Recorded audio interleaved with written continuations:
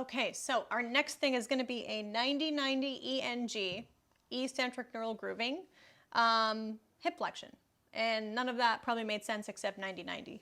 So you're going to need a kettlebell or something to hold at your chest that has weight to it.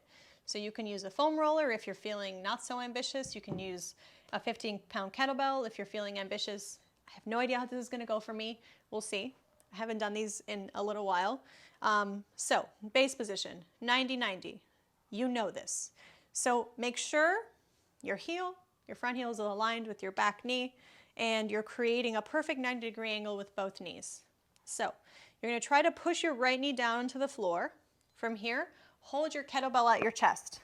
Now stay tall, reach the crown of the head up towards the ceiling, then imagine you're doing a deadlift with your upper body. Your lower body is just chilling in 90-90. From here, resist the floor with your right leg.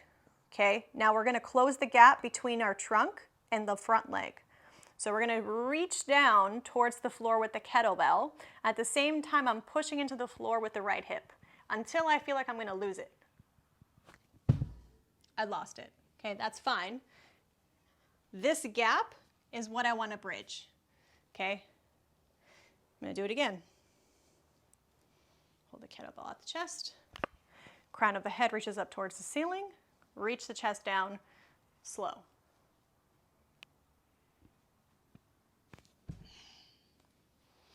Okay, so that's the right side. Now, you're going to do it a little slower than what I just did.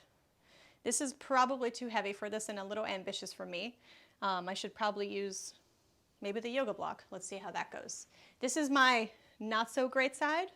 Everyone has a not so great side. No one is perfectly symmetrical. So don't worry if one side is a little stronger than the other. I'd be worried if you're like, I'm perfectly equal, because you're not. No one is.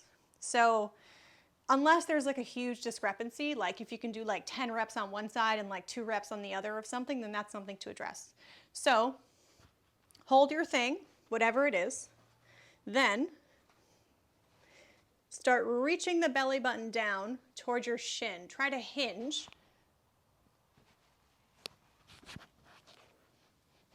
By the way, this part doesn't matter. It does, but not in this context.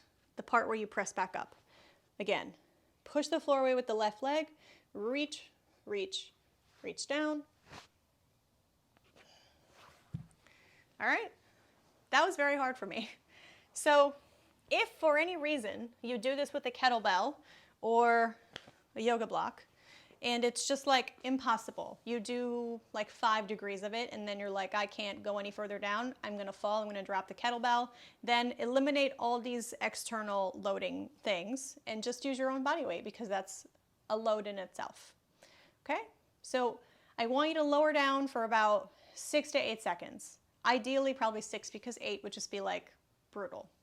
So yeah, that's that. By the way, start with your weaker side, or the side that you're like, about, the one that you don't look forward to doing. So yeah.